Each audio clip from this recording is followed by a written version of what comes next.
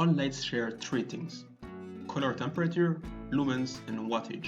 If you understand these three, you will be able to evaluate any light bulb around you and determine if they are suitable for your plants. In this video, we explain these three light components. Let's get started. First, let's lay a foundation by quickly reviewing what is light and how it affects your plants. Light is electromagnetic energy measured in wavelengths with nanometers. Depending on the wavelength, the light will have a specific color. Therefore, we talk about a light spectrum, which includes the colors light can take at different wavelengths. Additionally, since some wavelengths are invisible to the human eye, we narrow the spectrum to what is called the visible light spectrum, the one we can see with the naked eye. This spectrum ranges from blue colors at 400 nanometers to red colors at 700 nanometers. When dealing with plants, the colors that interest us are the blue and red colors, because they're the ones used by plants for photosynthesis. Now that you have an overall idea of what light is, let's see how to analyze the light of a grow light. The first thing you will want to evaluate is the color temperature. As we saw before, light has a color, and the metric that will describe this color of your grow light is the color temperature. It tells you what the overall color output of your light is, and it is measured in Kelvin, scaling from 1000 to 10,000. 1000 refers to warm, red lights, while 10,000 refers to cool, blue lights.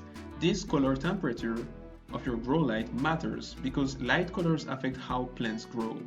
Warm red lights are used by plants for fruiting and flowering, while cool blue lights are used for vegetative growth. Color temperature is important, but it is half the story. It needs to be analyzed with the second metric used to evaluate a grow light: lumens. Lumens are a measure of the quantity of light emitted by a light bulb. The higher the lumen, the brighter the light. The lower the lumen, the dimmer the light. Lumens on their own are not enough to estimate the power of a grow light because lumens are weighted. This means that when manufacturers calculate the lumens of their grow lights, they give more importance to the color to which the human eye is most sensible. For instance, yellow lights will have a higher weight than blue or red lights, which are the most important colors for photosynthesis in plants. This means that lumens are not enough to estimate the effectiveness of a light for growing plants. Therefore, to fix this flaw, the lumen output should always be coupled with the light color temperature to get an estimate of the light effectiveness for growing a plant.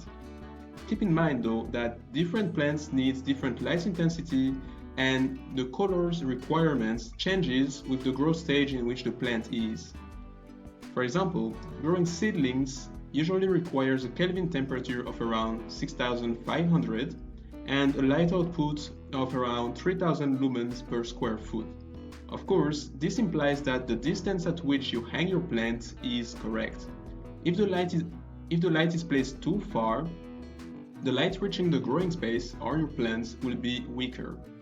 Now, since we're talking about hanging distances, let's see the final metric you need to evaluate your grow lights: the wattage.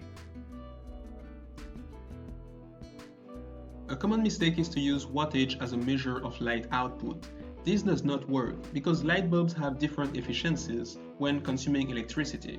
This means that two bulbs consuming the same amount of electricity or having the same wattage can emit different light quantities, or lumens, their lumen output basically. Therefore, wattage is not a measure of light output.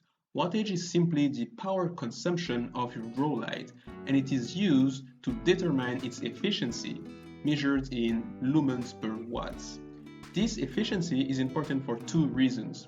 The first is that it will affect your operating costs, and the second is that it affects how much heat is produced by the grow light, which ultimately determine how close you can place your lamp without burning your plants. That's all we have to share for this video. I hope this information will be useful for designing your hydroponic system and growing your food.